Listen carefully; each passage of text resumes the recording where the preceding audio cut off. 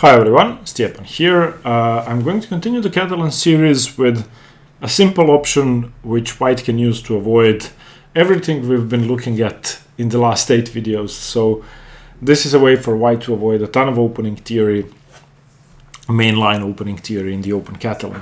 So in this position, if we play the main move, bishop to g2, we have reached the Open Catalan where white can play where black can play one of the 9 theoretical moves we have been through, and unfortunately for white he has to know all of them. Black only has to know one because black is the one who chooses the move. So today we are going to have a look at an alternative, which is queen a4 check, which avoids all of that, but it's not as good as bishop to g2. It simply doesn't lead to an advantage for white in most lines. Black is going to be able to equalize if he knows what he is doing, but it's still an okay position for white, and you reduce the learning time by a lot. So let's not waste too much time on this. I still decided to cover this, even though I wouldn't recommend it for white. I would recommend the main lines, but I'm going to show you how to play this because it could give you a nice weapon to add to your repertoire, and you can sort of pretend that you play the mainline Catalans, but you can not do that. So black has 4 options. He can play knight bd7. So that's the main move. He can play c6, he can play knight c6, or he can play bishop d7. Now let's start with the rarest of the moves, knight c6. This is going to transpose to the 5 knight c6 Open Catalan. There's simply nothing better after bishop to g2. This now transposes to the position we reach after dc4, bishop g2, knight c6, queen a4. And in this position black should play bishop b4 check. Unfortunately, if you don't know this, and black called your bluff and transposed the position into the main lines, well, then you lose. So watch the video on 5 knight c6. It has been released a few days ago. So 5 knight c6 is going to transpose to the main lines, but it's very rare. c6 is going to transpose to a weird queen c2 semi-Slav position. I'll just show you what I'm talking about. So if you start with d5 and c4 and c6, knight f3, knight f6, there's this move queen c2 in the Slav, sorry, not the same, this is the modern Slav, and after d takes c4, queen takes c4, black has this option to play the move b5 and the queen retreats back to c2. So in this position, if you add the moves g3 and e6, we will reach what we see on the board after c6, and in a couple of moves when white takes on c4, b5 is played and queen c2, you can see that we have the same position. So this is going to be very similar to the queen c2 Slav or the modern Slav. So it could be good that you see the series on the Slav defense for that. I'll just give you a brief idea of what this position is about. Well, black plays bishop to b7, you play bishop to g2, and after knight b to d7, black is preparing his only, well, pawn push in this position, and that's c5. So if white goes wrong and castles and black plays c5, then black is already better. It's almost -1 for black, and white basically has nothing in this position. So instead of that, after knight bd7, white has to play knight e5, and here black could take, but that's risky. The best move is queen to b6, and in this position white takes on d7, knight takes on d7 and knight to c3, and after c5, his liberating move, white's best is d5, and this position should be better for white. Even though black has this 3-2 pawn majority, it's very loose, and for example knight f6, this exchange, if that happens, then black is in some trouble. So you can play e4 here, and after b4, chasing your knight away, knight a4, queen b5, and now once the queen moves, d6 and f6. But again, c6 is not a common move. I doubt that most people, especially below grandmaster level, will have prepared c6 seriously to challenge white. Bishop d7 is interesting. It's not as good as knight bd7, but it's interesting. You reply with queen takes c4, and now the idea is bishop c6. It's sort of similar to bishop d7, bishop c6 in the Open Catalan, and it's going to be so similar to that I would invite you to watch the video on 5 bishop d7 in the Open Catalan. But I'm going to show you some independent lines here. So after bishop g2, Black plays bishop d5, and after the queen retreats to d3, black plays bishop e4, annoying the queen further, so the queen goes to c1, and now black breaks with c5. The worst thing about this maneuver, bishop d7, bishop c6, is that it blocks the c pawn. This way it doesn't block the c pawn. However, after knight c3 and bishop back to c6, white castles and knight bd7, white is slightly better in all variations. After, for example, bishop e3 and, well, putting pressure on the c5 pawn, it's not that white is going to have a big advantage, but it's going to be more than completely equal, which happens if black plays the best move. Okay, so here, for example, bishop e7 and dc5, bishop c5, bishop c5, knight c5, and white is slightly better because he was the first one to move, and other than that, no big deal. But if black knows what he's doing and he's trying to punish white for playing queen a4 instead of playing the main lines, then he plays knight bd7. And now it's not simple for white. Now black is going to equalize fairly easily, and I'm going to show you what black should do here. Since I don't recommend this for white, I've actually given it a lot of thought because I have this position with black. I've given it a lot of thought, and I decided on a variation which seems extremely pleasant for black and seems that there's simply no way for white to gain an edge. But still, if you play this with white, you can hope that black doesn't know it. And even if he does, it's equal, you're not worse. So let's see what happens. After knight b to d7, I would not recommend taking on c4, even though that's possible, but it's unnecessary. Because after queen takes c4, a6 happens and bishop g2, and this quick b5 happens, and after, for example, queen to c6, rook to b8, bishop to f4, this is nice, but there's a better way to reach the same position. I'm going to show you how. So we play bishop g2 first, and this sort of limits black's options. So for example, it's going to be much harder to play b5 because you have the options of playing knight e5 at some point, and the position could transpose, but you have a bit more options. Okay, now you can take on c4 and transpose, which is best, but if a6 hadn't been played, let's say black plays a mistake, let's find a suboptimal move, let's say c5, which seems very promising. Now you can take on c4, and the same variations don't work. If a6 is played, now you can play d takes c5 and stop b5, and after bishop takes c5, you can see why this bishop move was very important. You have this bishop along the diagonal for all discovered attacks that are necessary. Or if black plays the natural bishop to e7, then again you can play queen takes c4 now, or you can simply castle. You don't have to take the pawn straight away because b5 can never be played easily. If a6, now you can even play knight e5, and again you are preventing b5, and you can see that this pawn is never going to be defended.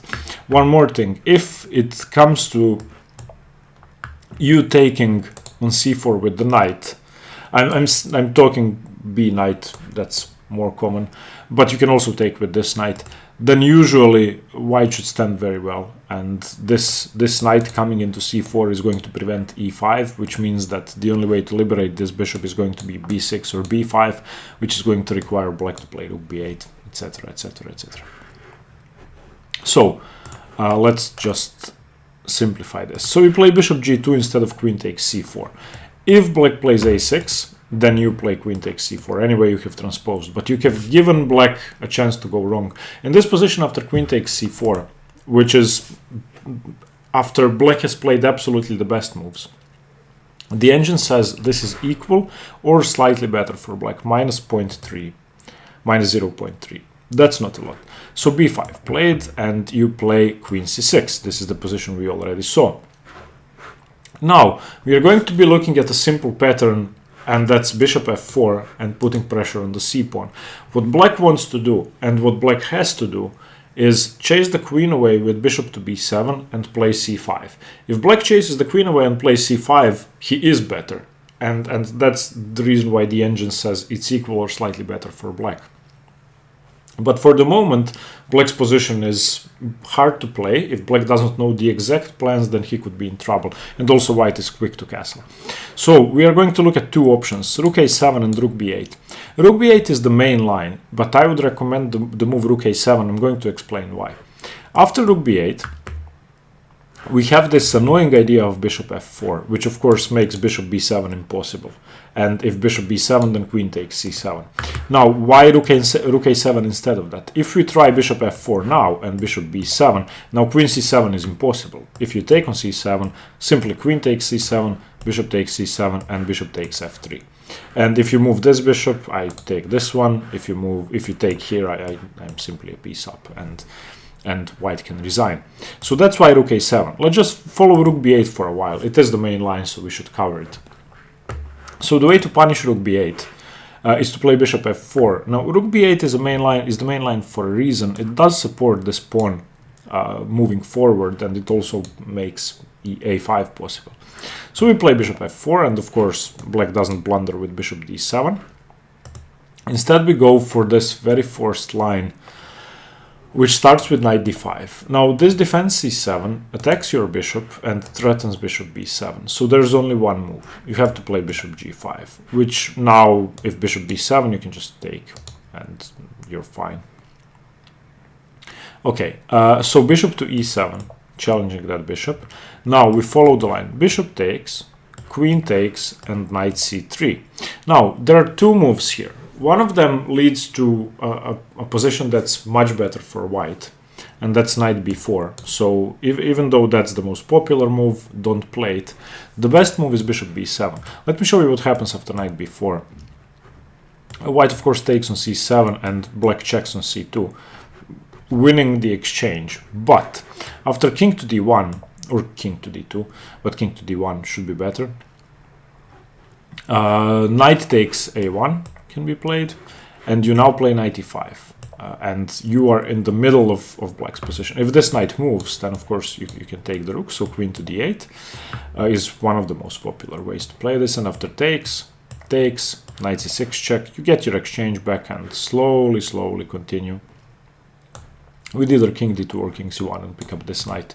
So this is not good for black. Instead of that, black should play bishop to b7, and this makes the position really nice. Now white has to go for this forced line. Knight takes d5, counter-attacking black's queen, bishop c6, knight e7, king d7, rook c1, and this is going to lead to a perfectly equal position. After rook b6, defends the bishop, castles, rook c8 makes the bishop mobile, and again black will try to play c5. The main line goes rook f to d1, bishop to d5, knight e5, knight e5, bishop d5, e d5, d e5, and king e6, and you can see that this is just an equal rook endgame. So rook to b8 is playable and should lead to this equal rook endgame if black knows what he is doing, but rook a7 is very annoying instead of that. Rook a7. So the best white could hope for after rook b8 is that equal endgame. After rook a7, of course, let's say it again, bishop f4 doesn't work. Instead, white should castle.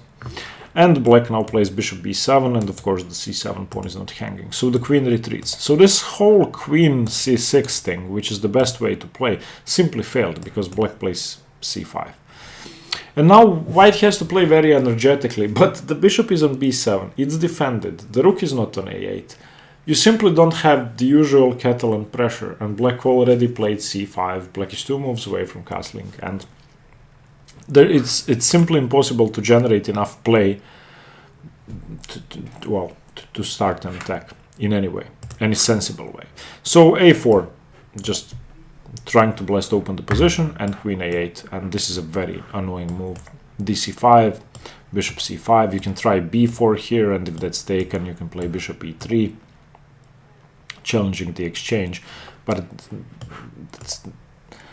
I don't think white has anything here after, for example, queen b2 and bishop c5.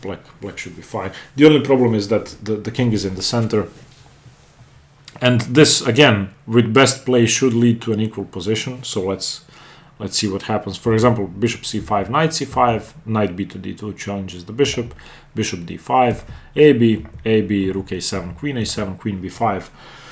This is equal, just queen d7, or knight d7, excuse me. And there should be no issues. So let's sum up this video. So if you want to avoid a ton of theory, don't play bishop g2 in this position, play queen a4 check. Now, since I'm playing this with black, I don't play it with white, I go for the main lines. I've prepared this move knight b to d7, and white should be aware that if black knows how to play this move, then the position is going to be equal for white. He's not going to have an advantage, so that's the risk of playing queen a4. Nonetheless, white continues bishop g2, black should play a6, and white should now take the pawn on c4, and black plays the logical follow-up b5.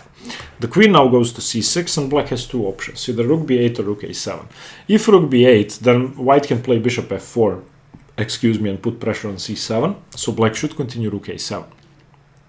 Now bishop f4 simply loses the tempo, because against bishop b7 you would have to retreat, so white should castle, not losing a tempo, and then bishop to b7, queen to c2, and black expands with c5. And if you turn on the engine in this position, let me just check, minus 0.2, and the book says, let me see how many games, with c5 21 games, black won 43% of the games. That's huge. 30% of the games were draws. So even though it's only minus 0.3, it's very easy to play for black after c5 because black has no issues.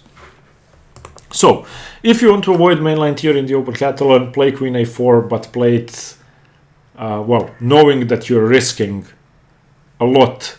If you face a player who knows his theory, you might lose. Okay, thanks for watching. Let me know what you think and stay tuned for more chess. Bye bye.